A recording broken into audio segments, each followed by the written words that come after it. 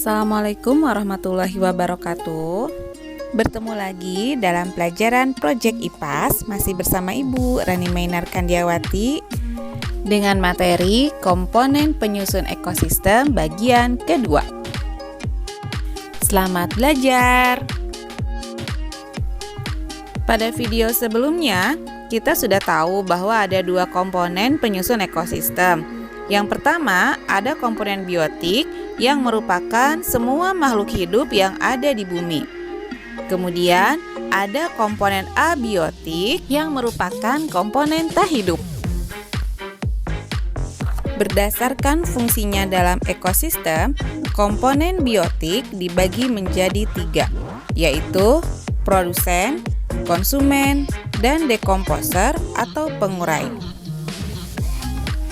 Produsen adalah semua makhluk hidup atau organisme yang dapat membuat makanannya sendiri atau disebut juga organisme autotrof. Contohnya adalah tumbuhan. Konsumen adalah makhluk hidup yang tidak dapat membuat makanannya sendiri atau disebut juga organisme heterotrof. Konsumen bergantung pada produsen yang menjadi makanan atau sumber energinya karena tidak bisa membuat makanannya sendiri. Contohnya adalah manusia dan hewan. Dekomposer atau pengurai adalah organisme yang berfungsi menguraikan bahan organik dari organisme yang sudah mati. Contohnya adalah jamur, cacing, dan bakteri. Dekomposer merupakan komponen biotik yang penting karena mereka berfungsi menjaga keseimbangan alam. Tanpa adanya dekomposer, bumi pasti penuh dengan organisme-organisme yang sudah mati. Selanjutnya, mari kita lihat peran komponen abiotik dalam kehidupan. Yang pertama adalah suhu.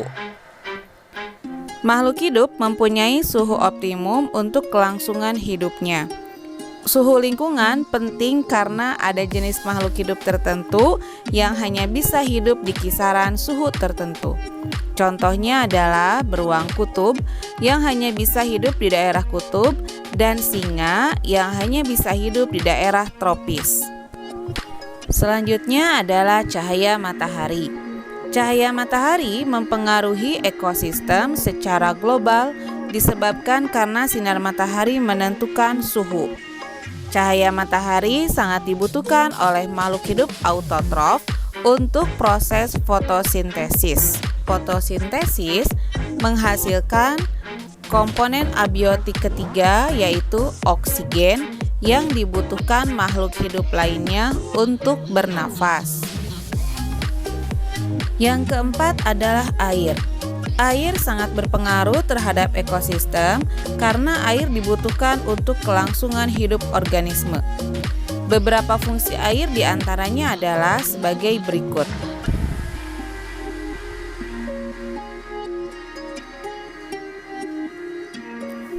Yang terakhir adalah tanah.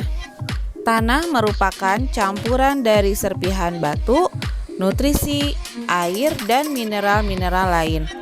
Tanah menyediakan unsur-unsur penting bagi tumbuh-tumbuhan.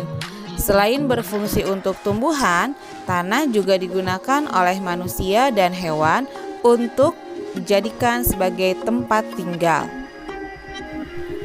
Sekian video pembelajaran hari ini. Sampai jumpa di video berikutnya. Terima kasih. Assalamualaikum warahmatullahi wabarakatuh.